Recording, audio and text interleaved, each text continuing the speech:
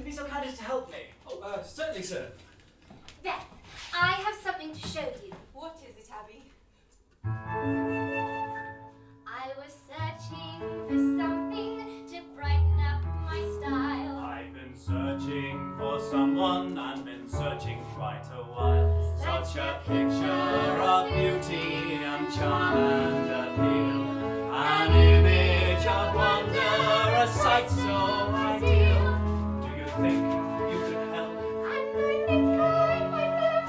Could you give me the name of the girl in the blue coat? The girl in the blue coat, so lovely she makes many hearts float. In a girl who, I quote, is the girl you cannot compare. Well, what do you think? It's beautiful, Abbie, but do you really need it? With all the cuts that Mother has to make, don't you think we should be a little bit more careful about our spending? Well, I have been saving, and it makes me happy, like I'm someone, not just Abbie Pollin, the miller's niece. The girl in the blue coat, so lovely and fair, without any trouble, without any care. Charming and delightful, you'll stop and you'll stare. She's the girl you cannot compare. And when I wear this coat, I feel the world at my feet. Like anything can happen, and the air tastes so sweet. And there's people to meet, and there's chances to greet. When I'm the girl in the blue coat, walking down the street. The girl in the blue coat, so lovely she makes many hearts float. In a girl I quote, She's the girl you cannot compare. Well, sir, I'm not sure who you mean. Though there is a lady what goes down this way in a blue coat sometimes. Aye, and I wouldn't call her no girl so lovely either. Do you have her name? It will cost you. Ah, certainly. Oh, that'll be a Miss Frances Lovell, sir. Francis Lovell, well, thank you very much, gentlemen. Indeed. Must be off now. The girl in the blue coat who'd want to meet her, though she's easy enough on the eyes. With her fancy airs and her fancy furs, Miss Lovell's a girl I despise. And when I wear this coat, I feel the world at my feet.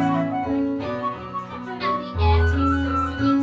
And there's people to meet. And you're first in the trees. When I'm the girl in the blue coat, walking down the street.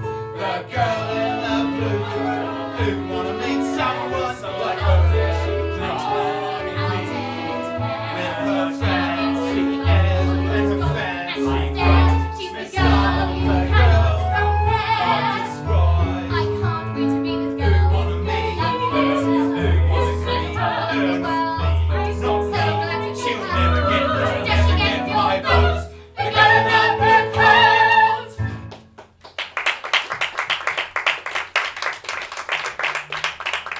Frances Lovell. Who'd want to meet someone like her? What are you talking about? Wake up, boy! Frances Lovell. She's the cousin of that farmer Lovell.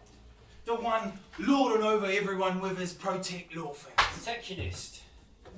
You know what I mean. Sorry, I ain't as eloquent as you. Oh, no. Harry, I didn't mean it like that. What does it matter? When we're all starving to death, while that miller and that farmer are all sitting pretty. Loaf of bread up again last week, Mrs. says. What I want to know is when we're going to get rid of them corn laws for good. 3 years this anti-law league's been complaining. And for what? Maybe we just have to be patient. Patient? You tell my young son to be patient for the next scrap of food at the table while he's wasting into nothing. You be patient and all you'll be waiting for is your job to go. Sooner or later, we'll all be done, I tell you. I'm just saying we have to hope, is all. It ain't easy for no one, except them farmers. Even the miller has to pay a lot for his corn. Aye? Well, you would say that, wouldn't you? With your one eye in a daydreaming book. Harry. And the other can't take Harry. itself off that daughter. Harry. What's your Stop name? it, stop it. Stop it! Eleanor! Stop it! Elizabeth! Good morning, John. Good morning, miss. I have some bread that Father left over. Would you like it?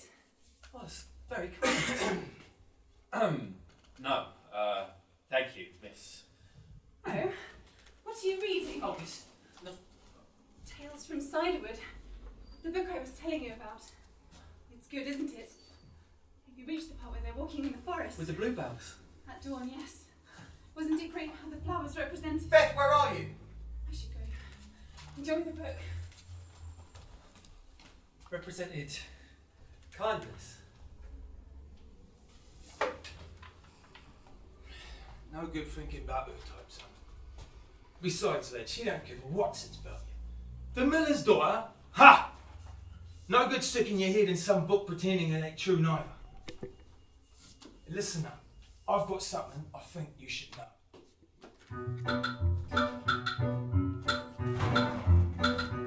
You have a lot that you really need to learn. It's time you got yourself a new mentality. So listen hard to the truth you have to air. If you don't, you could incur fatality. You see, it's no good trying to find things in a book written by some blokes who think they care. Did they ever scrape one for a crust and give up nightly in the dark and in despair? They think they can give others wisdom. Yeah, but what do they know about life? Ha ha! Books weren't made by the vanquished. They were penned by those with their knife. But they tell you we're nothing but the poor and lonely. Mother Nature's mistake. Everybody else's burden. We're out to get all we can take. Well, suffering in the streets with hunger. This is our reality. There's nothing we can do to break from the chains of our destiny. No, look, they don't say those things at all. They tell us we can change, that we can make a difference. You have a lot that you really need to learn. And you're so clueless that it just ain't true. I bet that all the little children of your size would be wiser to these things than you. You see, these fellas don't spend all them lies, but how they trying to promote what's fair. Yeah, they'll sit at a table till they're full, while we'll open up a cupboard that is bare. It ain't good trying to change things. The power stays at the top. It trickles down through the classes. Ain't in all we get is a drop. You see, we're nothing but the poor and lonely. Mother Nature's mistake. Everybody else's burden. And out to get all we can take. Well, suffering in the streets with hunger. This is our reality. There's nothing we can do to break from the chains of our destiny.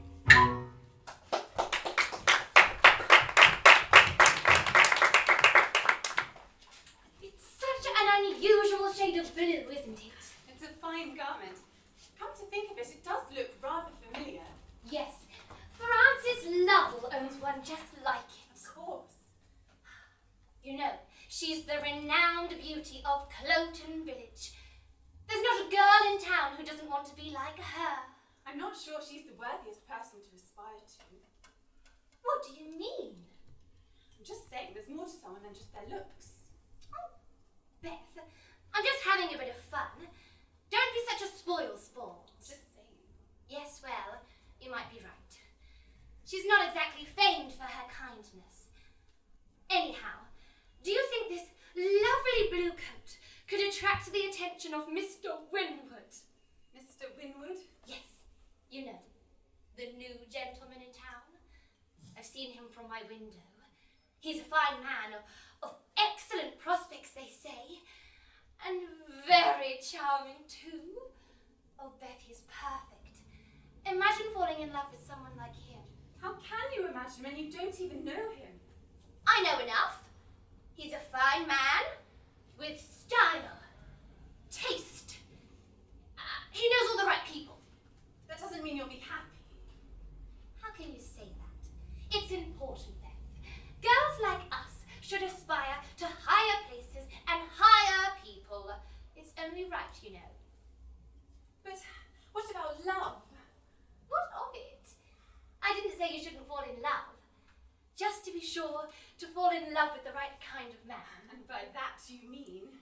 Mr. Winwood, of course. But what about connection? Absolutely. He's the right connection to make.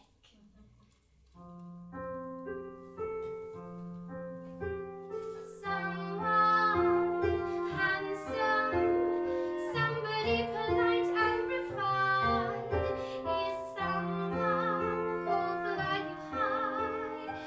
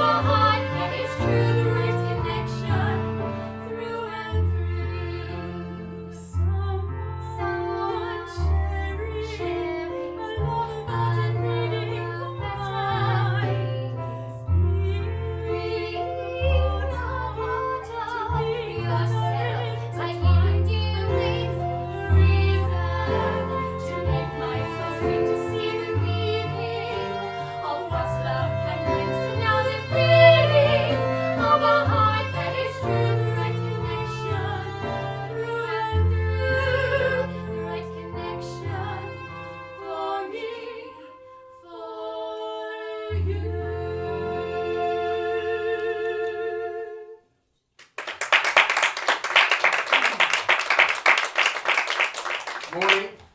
Good morning, Father. Good morning, Uncle.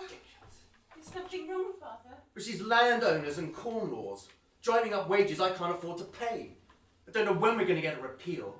I just can't keep up with it all. Sooner or later, someone is going to have to go. Someone will go, Father, but who? You mean you'll have to fire some of the workers then?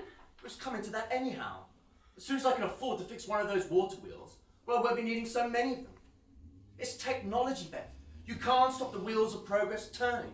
I just wish I could say the same about free trade. Never you mind about that, young girl. What are you both up to today? Oh, how's that picture of yours coming along? It's nearly finished. Well, splendid, you can finish it today. Oh, it's beautiful outside. And the fresh air will do you good, wouldn't it? Well, I join you, but you know I've never been very good at painting. I'm going to buy a few items today in Portland. Actually, I must be off if I am to avoid the crowds. But you've barely even finished your breakfast. Oh, no time for that. After all, on a day like today, anything could happen.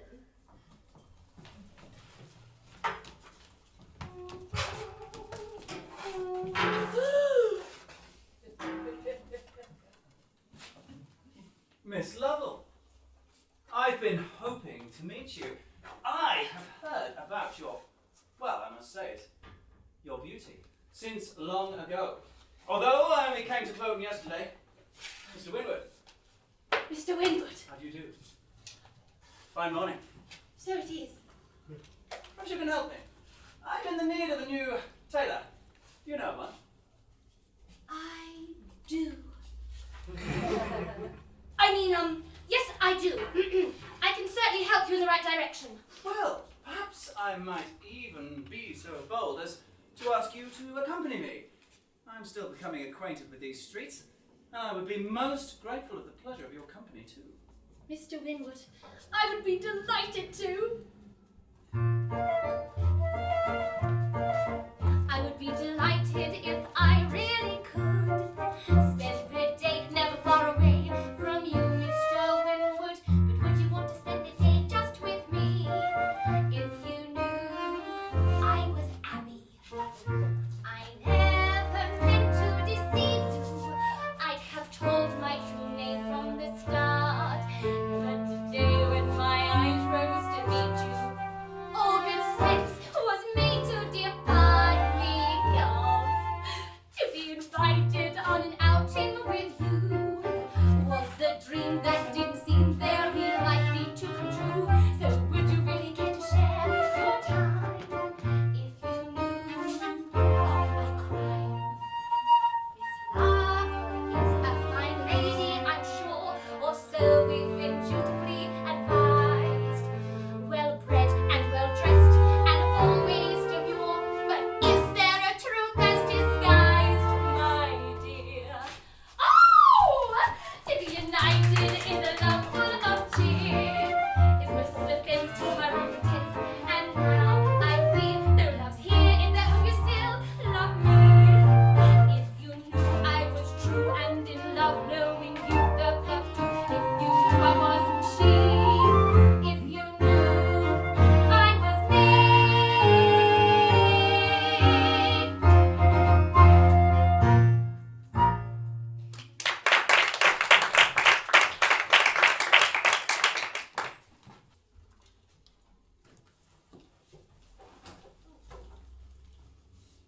Yes, hurry up. I'll go here today, I think. No there. No there.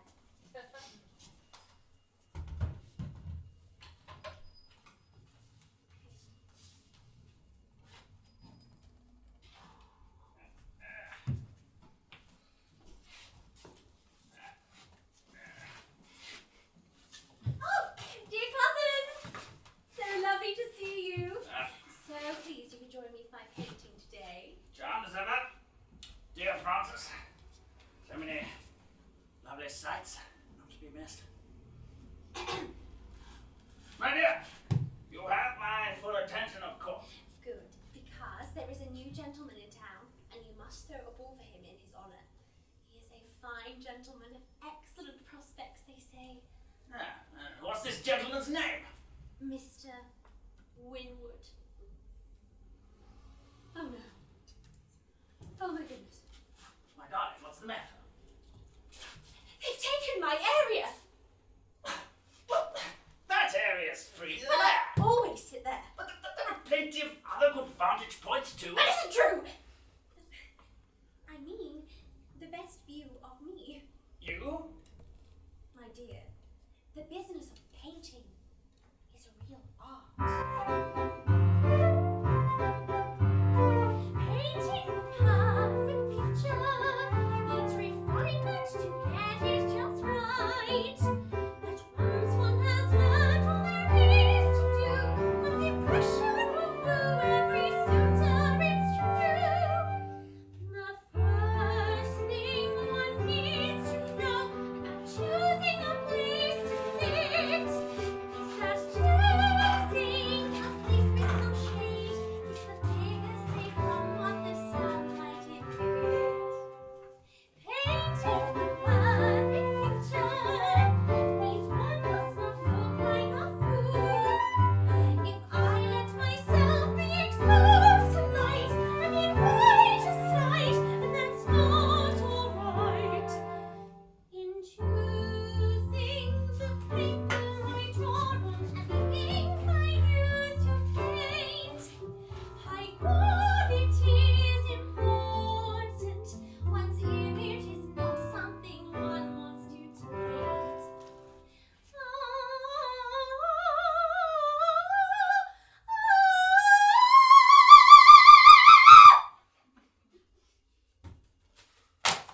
Painting the perfect picture means keeping standards, my dear.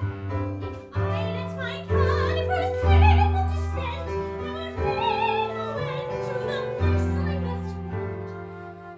The last, most important is the subject you choose to see. Dear, there's no point in looking, just think. The loveliest, worthiest subject is me.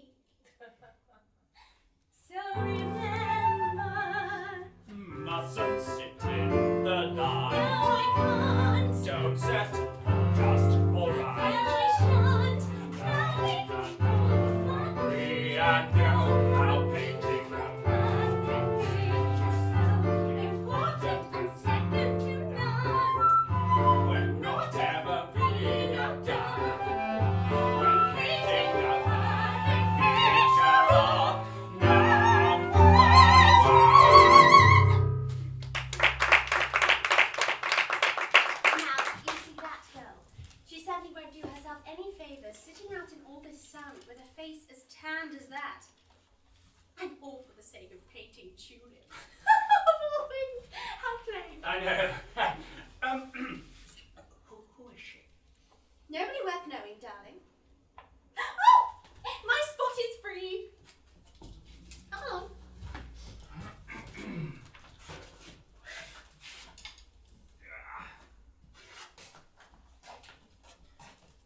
Tanned indeed. I can't very well paint holding my parasol, now can I? What to do? More ochre perhaps, or a touch of lemon? Yes, that's it. Anyway, why shouldn't tulips deserve attention? They're no higher or lower than any other flower. How plain. If they only knew.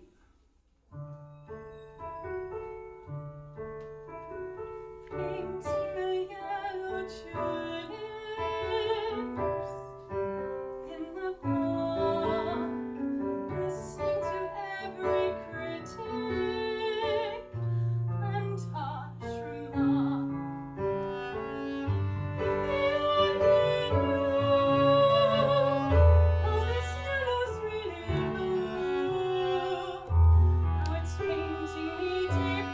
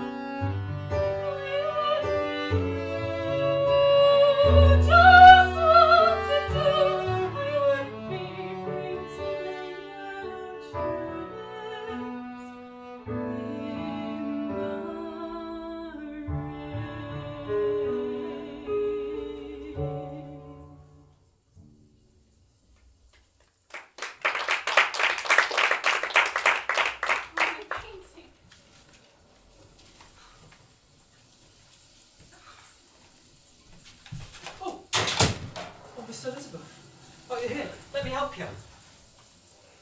Oh. Yellow tulips. Hopeless love. Let me help you home, Miss Elizabeth. Please, call me Beth. Beth.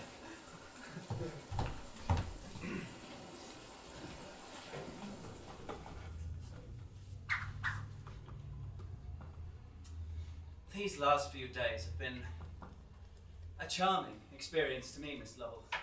Accidental meetings have a way of making themselves pleasant when, well, contrived ones quite fail to do it.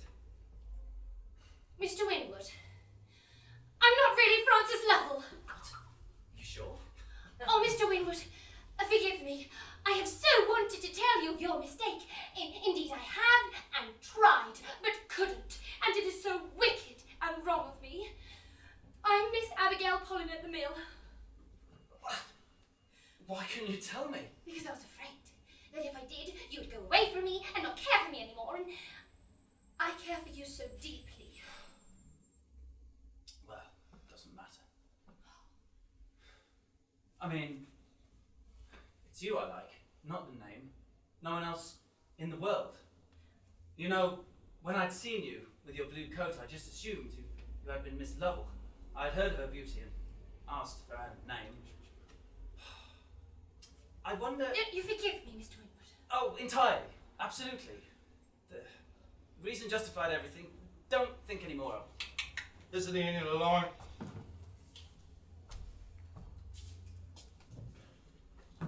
Oh, I thought we were the only passengers. Thank you. Who was there? Driver, who was that passenger who just alighted? Well, that was a Miss Frances Lovell, sir. She's had it all. What do I do? Never mind it a bit. Come a little way down the lane with me. Miss Pollin. You see? I'm used to it already. Miss Pollin. I have something to tell you, actually. Yes. I'm afraid I only just found out that I'm to leave for Cambridge soon, to study further and begin to forge a reputation for myself. You should be glad that I'm going. My prospects will be much greater after I have studied. Say that you're glad. It will fortify me when I'm gone. I am glad. I mean, in my mind I'm glad. I'm not sure if in my heart I'm glad. But we will write and be in touch. Unless I've been too bold, Miss Pollin. Oh, no, Mr. Winwood. Of course we will write. I do wish you the very best. It's just that being so very far away, on a night like this, would you even still think of me? I'll always be thinking of you.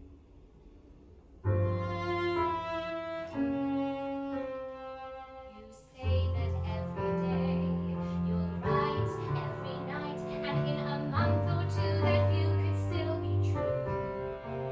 But as the months go on and on, the years might soon be gone. And on a night like this, would you still reminisce about me?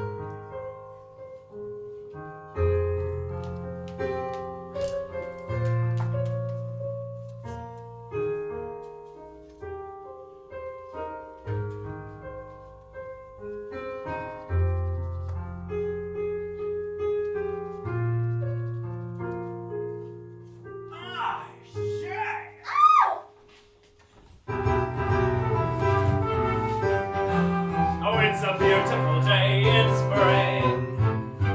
Stepping outside with a swing, enjoying the sights and all the delights of every nice young thing. Oh, it's a sweet sunny day in spring, hearing the lovebirds sing. Gotta get off the shelf and find myself a pretty nice young thing. Oh, the ladies, they adore me back in the day. Now their daughters all ignore me. They don't want to play, but it's a fabulous day in spring. Feeling as fine as a king, and with some charming, you can bring a fire to the heart, make it the ping. Yes, you've still got it in me, you've still got the swing. Oh, it's a fabulous day in spring. Time to get the old chap a nice young thing. I say, what a pretty maid. Farmer Lovell, what a surprise! Oh, there! It will get into the wheel and be torn to pieces. I will fish it out with my stick, my dear.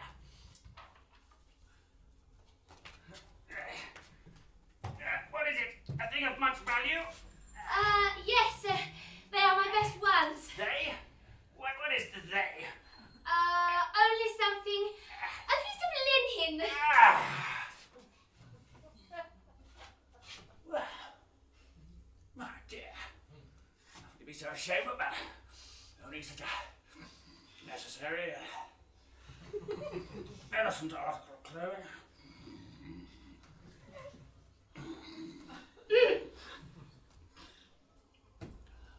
Oh, yeah. I will lay it out on the grass. You shall take it when I am gone.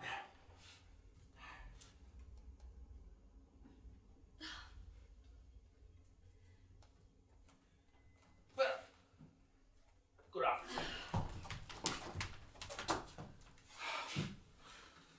What a nice young thing.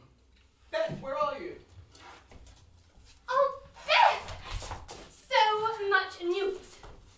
My dear Mr. Winwood has written in his latest correspondence that he's passed his examination and is top of the list. There. You see? Well, so he is. I should never have been so selfish as to wish him to stay in Cloten. It was hopelessly wrong of me. Now I am so proud of him, as I should have been all along, and I will wait for him. Why, cousin dearest, is something the matter? Father is to marry Frances Lovell. Marry Frances Lovell. Abbie, it's true. Father just informed me he's been discussing it with Farmer Lovell. Oh, don't mention that man. He's positively distasteful. And as for Frances, well, what an end for beauty. An end for... What about Father marrying the opposition? The opposition? Well, the connections to Farmer Lovell don't make her exactly favourable.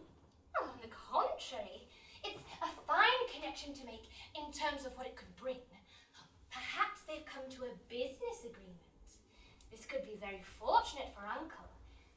As for Frances, not that my uncle is not an eligible man, of course. It's just that I would have thought she might have married someone of a similar kind. Someone like Mr. Winwood, perhaps? Or someone else. Come on, boys, let's go in. Why do you care so much, Beth? This is a good thing for your prospects. I hope you know where your loyalties lie. Oh, Beth, don't go worrying about things that are out of our hands. Just enjoy the life we were destined to lead. Hey! Oh, what a lot of racket those workers make. I must take this piece of cloth to dry by the fire. Are you coming? In a moment. I just need to know there before I can go in and face father again. Ha ha ha! Power to the league! They won't know what I am! What a turnout, eh? A blinding meeting. I knew they'd be behind a walkout. And who said the little people couldn't do nothing, eh? That'll teach them for cutting our wages. Best idea I ever had. Power to the league! That Miller won't know what I am! Come on, son, look a bit more lively. Us lot, we stick to our kind. Beth, John, I'm so glad to see you. I don't think this is going to work. I don't want nothing to do with it, not Look at really. me again. What do you mean? John, my father just informed me. Well, he's to marry into the Lovell family, marry Francis Lovell. I know. I couldn't believe it. I didn't want to believe it. I know all the horrid things they stand for, and it wasn't my choice. It's not your fault. Maybe. Well, maybe it could be a good thing almost. Abbie said they must have come to some kind of an agreement, my father and the Lovells, and perhaps this means you can keep your jobs if my father's debt is cancelled. I don't know. Yeah, then they won't have to. Won't have to? Who won't have to? Oh no, it's nothing. It's. I don't know if I can say. You know I'd never hurt you. You know I'd never lie. You know your smile can break me and determine if I live or die. Safe in the shadows we can stay. No care for any worries that come our way. But when the daylight parts the mist that covers it all, can't help but wonder, are we set to fall? Are we just too many worlds apart? Too far to keep you close to my heart. Sometimes I question if trouble is all our impart. I'm not admitting we're too many worlds apart. I know that I can trust you. I know you feel the same. I know you make me every time you roll my way. Safe in the shadows we can stay. No care for any worries that come our way. But when the daylight parts the mist that covers it all, can't help but wonder, are we set to fall? Are we just too many worlds apart? Too far to keep you close to my heart. Sometimes I question if trouble is all our impart. I'm not admitting we're too many worlds apart.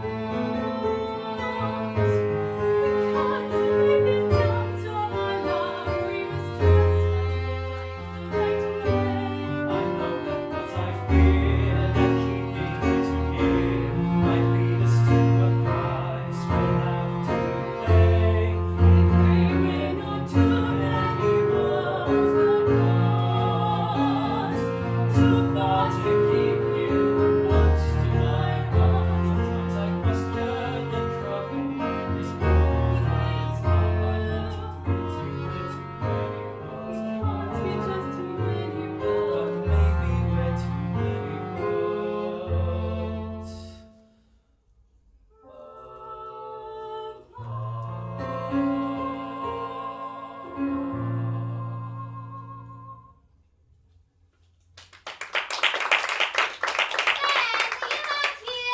I'm coming.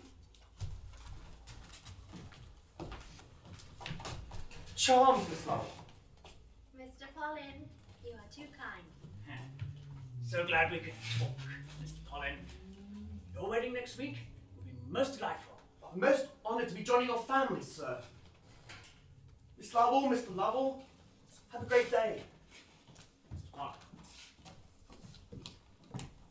Abigail, take a seat, will you? I'm sure by now you heard what Mr. Lovell and I were discussing. No, indeed, Uncle. He wants to marry you if you're willing. That old man. He's not old, he's hale and hearty. And what's more, he's a man well-to-do. He'll make you a comfortable home, dress you like a doll, like you'd always wanted, or else run a woman born. But it can't be, Uncle. Other reasons. Well, what reasons? Why, I've promised to Mr. Winwood months ago. Promised Mr. Winwood months ago, have you? Yes. Surely you know it, Uncle. We write to one another regularly. Well, I can just call to mind that you're always scribbling and getting letters from somewhere. But let me see. Where is he now? I quite forget. In Cambridge still, but he is coming back for me. Well, I very much question it. Mr. Lovell will marry you at once, he says. Indeed he will not. Abigail, I do not want to force you to do something against your will, but this is how the matter stands. As you know, I'm a little behind in my dealings with Mr. Lovell. Nothing serious, you know, given time. But I wish to be free of him so I may go to Australia. To Australia? Yes, there's nothing to be done here. I can't imagine what business is coming to. If you agree to marry Mr. Lovell, he has offered to clear my debt entirely. In short, away I can go. What? And leave Beth and I here, home alone? Beth is still young, she will come with us. But yes, you will be a married woman, a lady of leisure as you've always wished. If you could just bring yourself to see Mr. Lovell as your husband, that would be a great source of relief to me, after the trouble and expense of bringing you up. If I can get out of his debt in this way, I will have a nice bit of money in hand. But Mr. Winwood will be richer even than Mr. Lovell, and he'll be able to pay your debts. But he's not here now. If he was here now, and he asked for you, and he married you, that would be a completely different matter. You promise that, Uncle, don't you? If Mr. Winwood comes back with plenty of money before you want to leave, he shall marry me, and nobody else. Aye, if he comes. But I would imagine he is a very fine gentleman by this time, and would stoop for a girl like you. So you're better to go with the one who is ready now. All men's darlings fare very well as the world goes. Look, we shall be off in 3 weeks, mind I've settled. You must be a married woman by then, and wave us off on your husband's arm. That old arm couldn't support me. But if you do not agree to do this, you will be taking £200 out of my pocket. That's the long and short of it. But what about I don't want to discuss it any further. Good afternoon. And where have you been? Nowhere, Father, just taking a walk. Have you read your books? Studied your paintings? Your mother, God rest her soul, and I, we did not bring you up to do such idle activities as taking a walk. You two are becoming more and more like each other every day. I mean, Beth, you do wish to please me, don't you? Yes, Father, I'm sorry.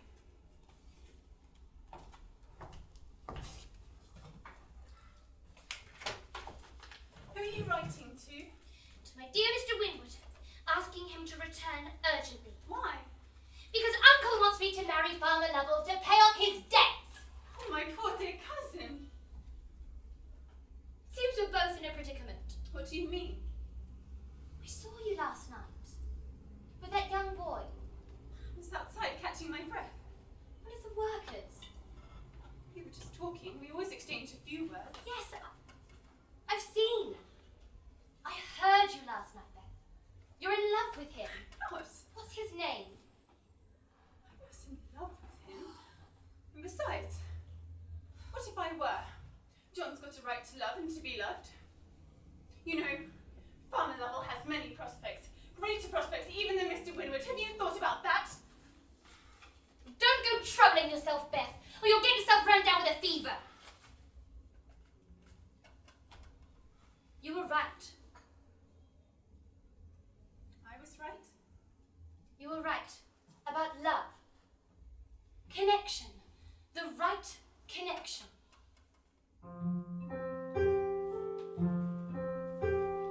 Someone handsome, somebody polite and refined, is someone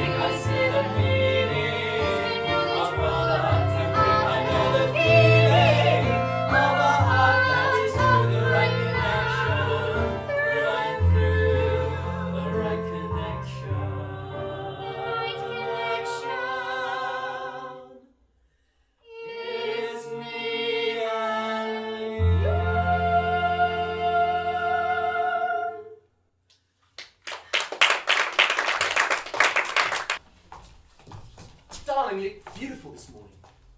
I'm going for a walk. I don't require someone to accompany me. Yes, dear, wherever you wish. Uncle, may I speak with you? Sit. Well, Mr. Winwood has replied to my letter and has agreed to return and marry me in time before your departure. You see? That may be, Abigail, but Mr. Lovell will not clear his debt unless you manage to please him in the short term at least. I don't want to please him. It's wrong to encourage him if I don't mean it. Well, will you behave towards him as the mayor advises you? Mayor Davids. Yes. His advice on these sort of matters, it's always very good. Well, I will agree to what the mayor advises about my mere daily behaviour before Mr. Winwood comes, but nothing more. Excellent. How is it you think of referring me to the mayor? You so often speak slightingly of him. Well, I may have spoken roughly about him once or twice, but perhaps I was wrong. So you will go? Yes, I suppose. Well, the matter is settled. You will go first thing tomorrow morning.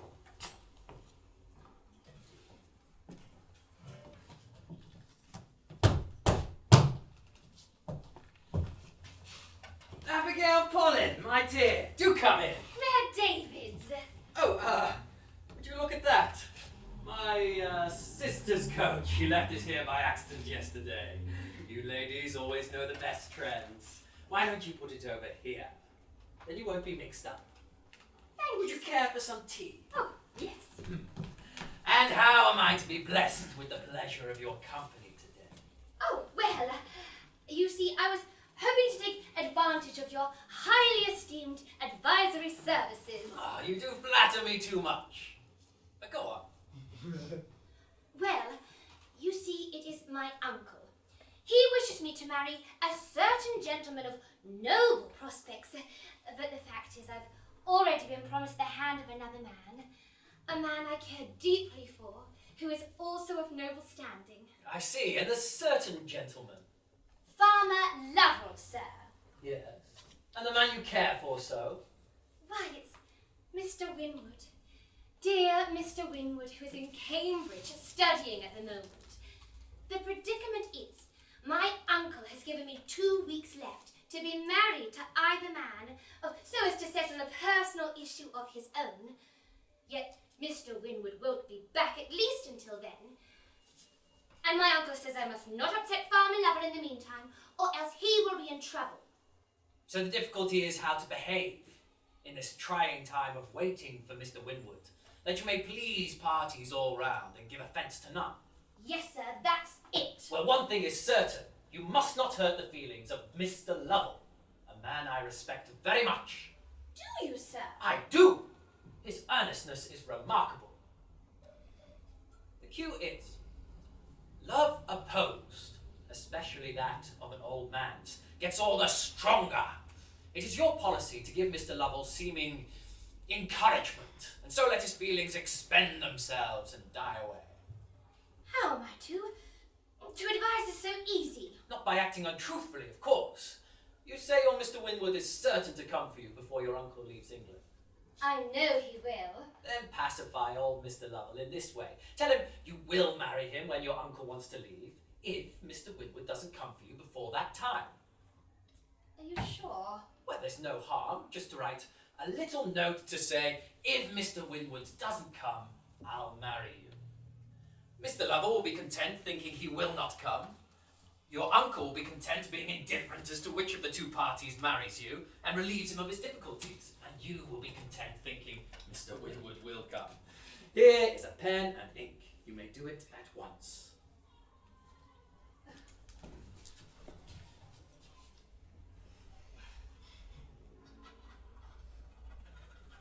There now, the matter is settled. Did my advising fulfill its reputation? Oh, why, sir? You know, I think it did.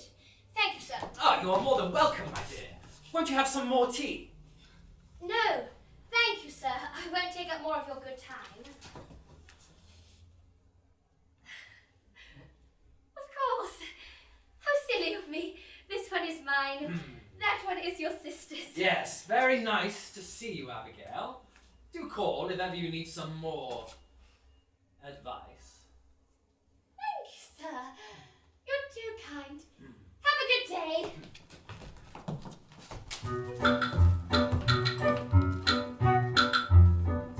John!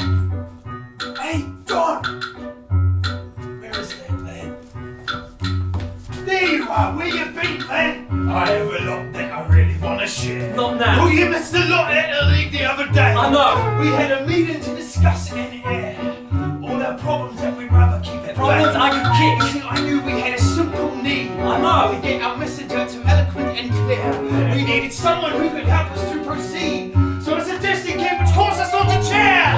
The time came then for a vote, and in the end votes we all through. Cabinet we had an answer. Leading the lead would be you. It won't be nothing but the poor and only. Mother Nature's mistake. Everybody else is burning. How to get all we can take? Well, suffering in the streets with no God won't be a reality. There's something we can do to break from the chains of our destiny.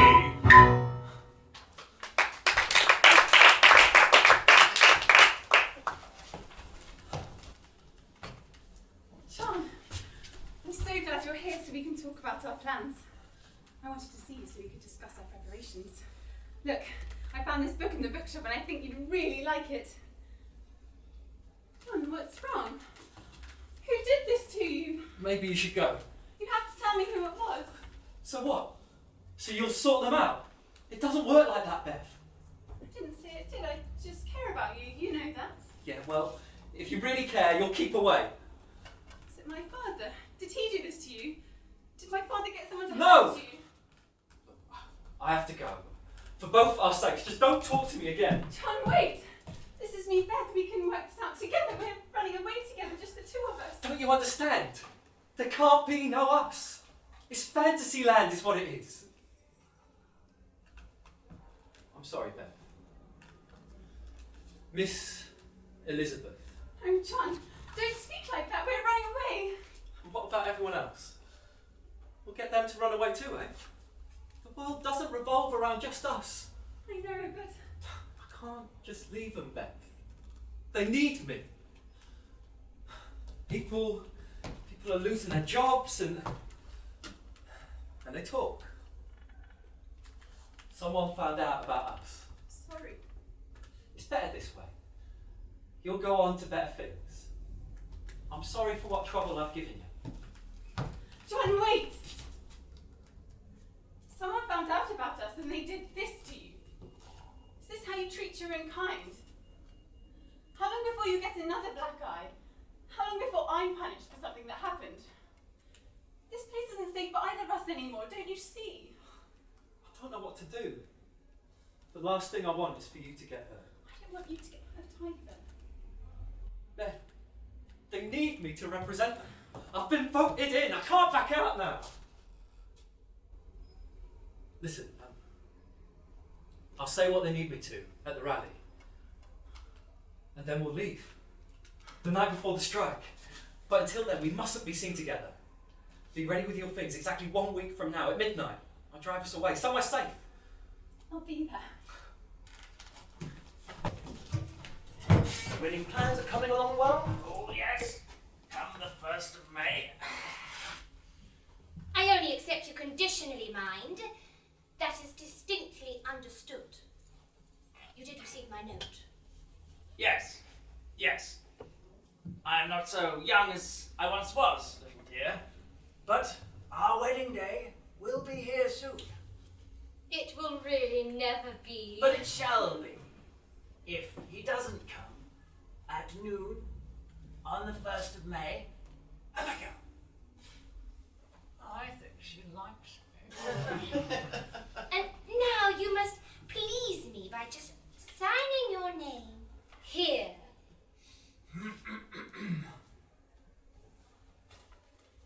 If Oswald Winwood comes to marry Abigail Pollin before noon on the 1st of May, I agree to give her up to him without objection. Well, That is a cool bit of business for a young lady under 6 feet. On my word. Sign! Just in courtesy. Oh, no, I really don't see why. You had my promise, but I had not yours. There. I've done it and shown my faith. Feisty one, isn't it? Oh, it's nothing. She plays. Jokes. She likes to play pranks. She'll get used to it in time. Aye. Shall I, sir? Well, we must be off, Mr. Lovell. Must be Francis and Beth. Goodbye, Mr. Lovell. Bye. Bye. Yes, I do give my regards to them both.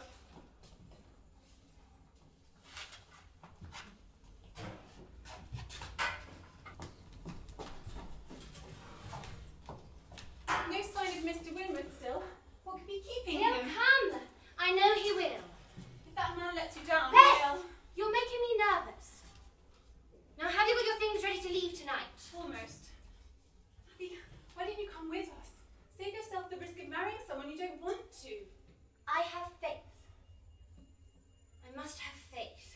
Even so, look, we'll wait in the next village outside of London.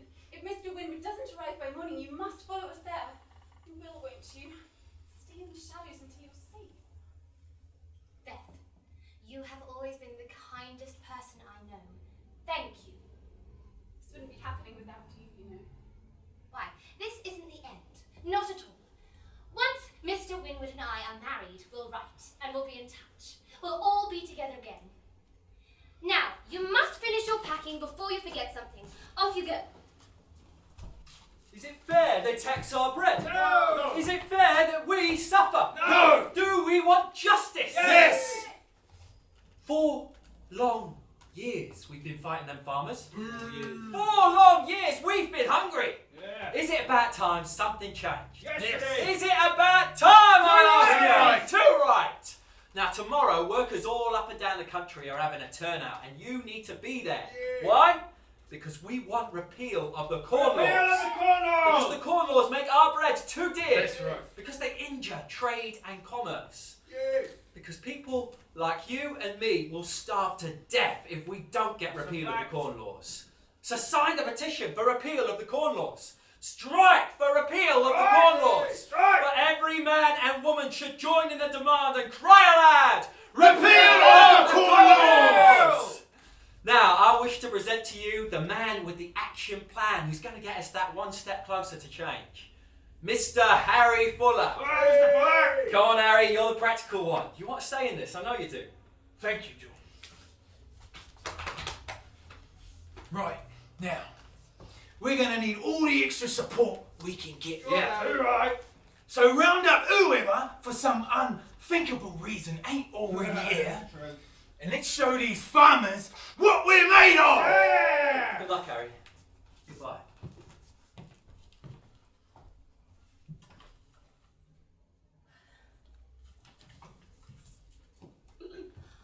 Oh, good evening, Mom.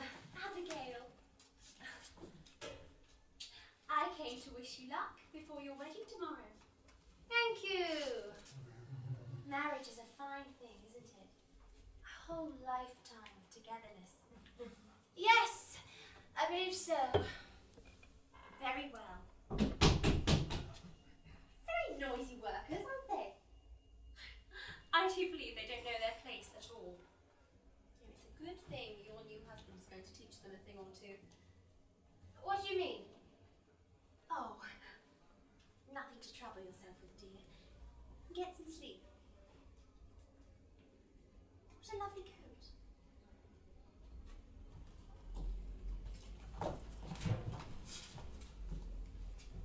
Oh, Abbie, you're coming with us. No, they're in trouble. I must warn them. What do you mean? Francis said John is going to be taught a lesson or two. I can't think what she means, but I'm going to warn them. We'll go together. I'll No, tell John. no, Beth. You must go and get John now. They'll be missing him otherwise. Don't worry about me. My dearest, out for some fresh air before our big day? Yes, sir. Well, why don't we take a walk together? Well, I'd really much rather let you rest, and I will see you in the morning. If you're off to warn the workers, you needn't take the trouble, my dear. harm in letting them rest idle for a day. It is our wedding day, after all. We should all be celebrating.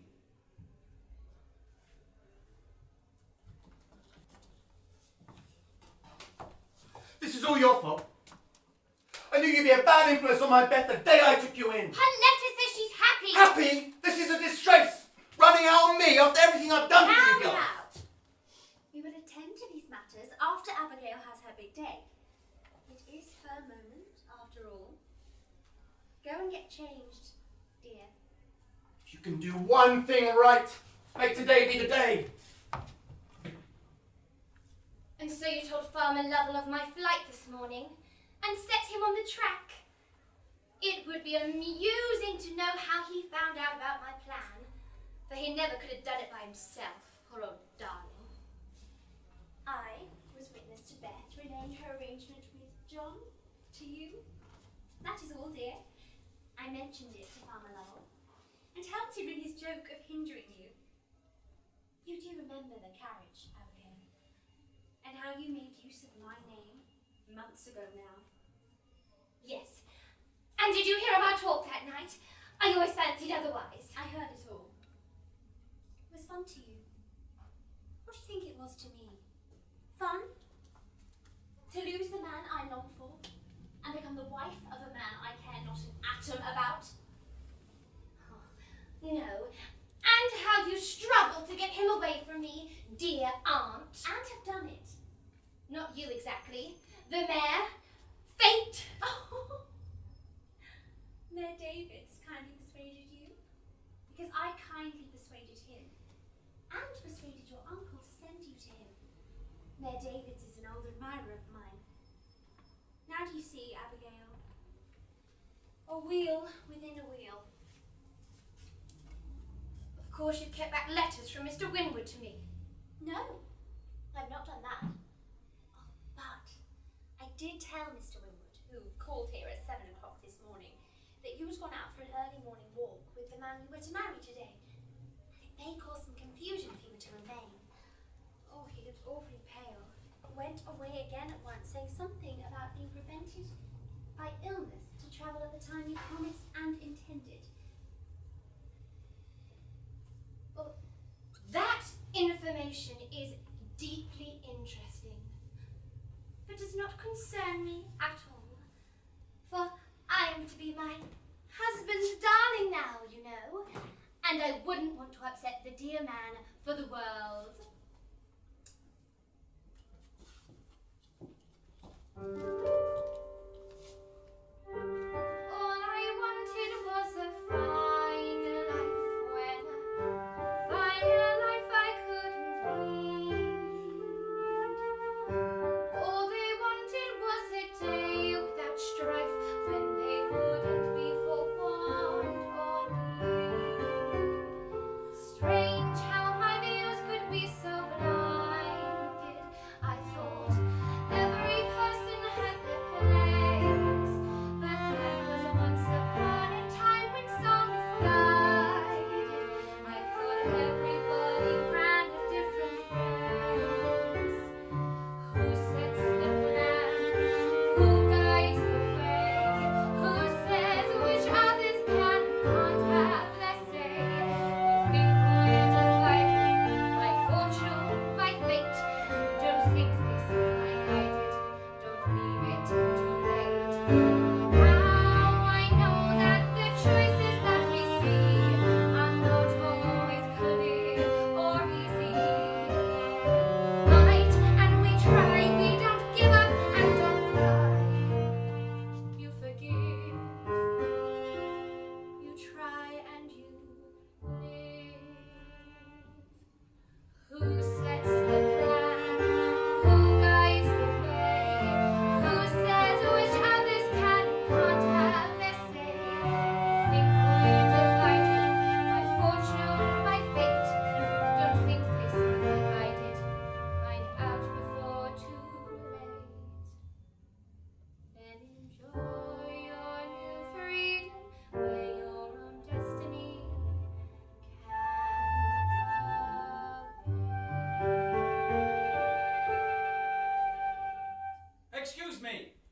for Miss Abigail Pollin. I was told of her residence by Mr. John Smithson.